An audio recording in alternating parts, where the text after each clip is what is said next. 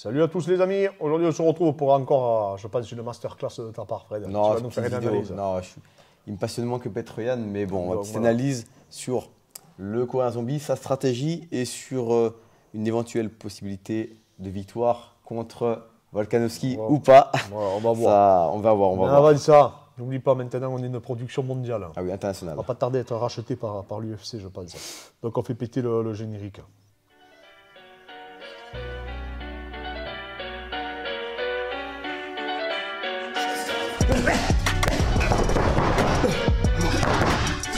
Je m'appelle Clément Marcoux.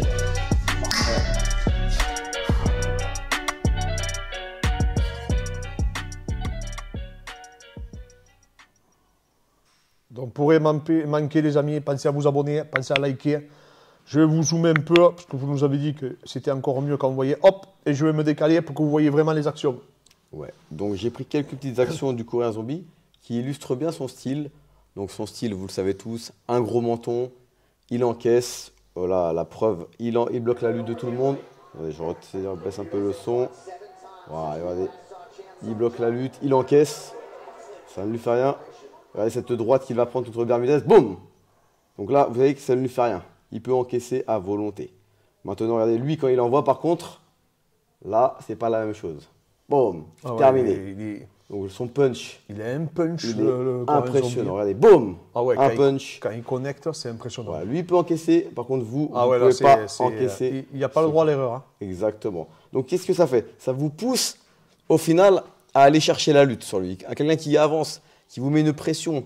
Ses coups sont forts. Vos coups ne font rien contre lui. Vous vous dites, qu'est-ce que je fais? Vous faites comme Frankie Edgar, vous tentez le double leg, mais son anti-lutte. Il a un sacré timing hein, sur la lutte. Exactement. Et là, lui, Oh, il connecte. et il le est termine. impressionnant en termes de puissance. Regardez, Dustin Poirier. Quel des plus gros encaisseurs de l'UFC. Hein. Dustin Poirier, il a fait des guerres avec Justin Gage, avec les plus gros, Dan avec Eddie Hooker, Alvarez, avec tout Eddie le monde. Alvarez. Et bah, qu'est-ce qu'il va faire? Monsieur Poirier, il va tenter le double leg parce qu'il est dépassé debout. Regardez ça.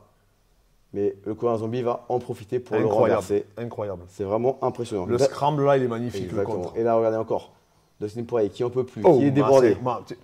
Faire reculer Dustin Poirier comme ça. Et le forcer à plonger. Et qu'est-ce qu'il va donner après Dustin Poirier?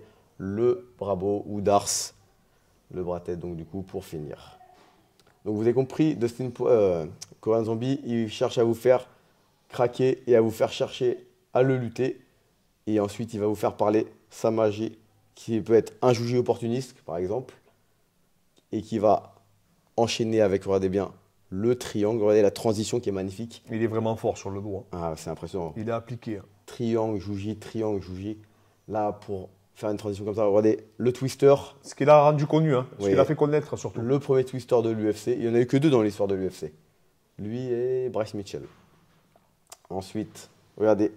Donc là, vous avez vu que Coréen Zombie, il va être dur, il va avancer sur vous. Et le petit plus qui peut faire pencher la balance, ça peut être quoi?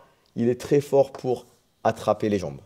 Donc, Ouais, il attrape tout le temps. tout le temps. Il a vraiment un point fort pour attraper les jambes. Il a un timing, boum, pour venir chercher.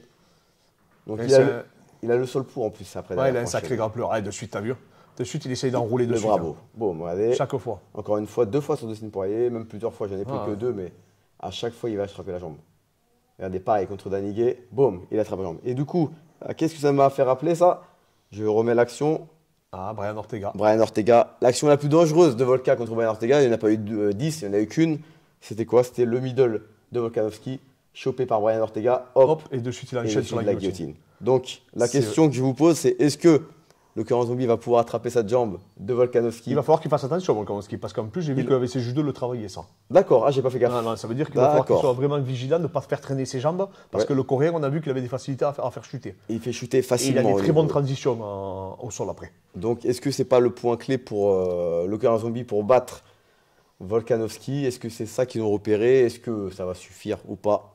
Mettez-le en commentaire. Nous, on vous donnera notre prono pour cette action-là, pour ce combat-là. Voilà, donc là, c'était vraiment une analyse du Coréen Zombie pour vous faire reconnaître un peu plus, parce qu'il mérite, vous avez vu avec les actions que vous venez de voir, il mérite vraiment d'être C'est- connu. C'est vraiment un extraterrestre.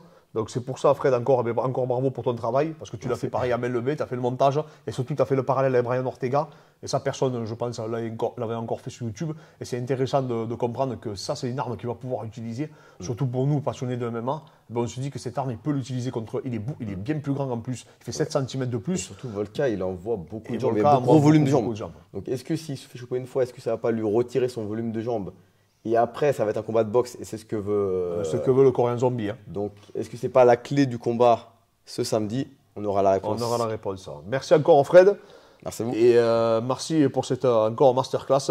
On vous remercie encore tous pour votre force. N'hésitez pas à nous soutenir, n'hésitez pas à vous abonner les amis.